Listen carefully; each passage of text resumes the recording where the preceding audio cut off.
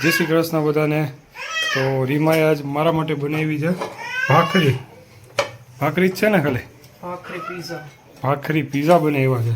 તો હાલો બતાવીએ ભાખરી પીઝા અમે કઈ રીતના બનાવીએ છીએ.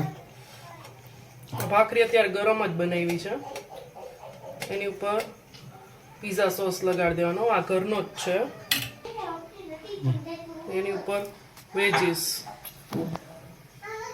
According to your taste. મને થોડુંક વધારે વેજીસ વાળું જોઈએ.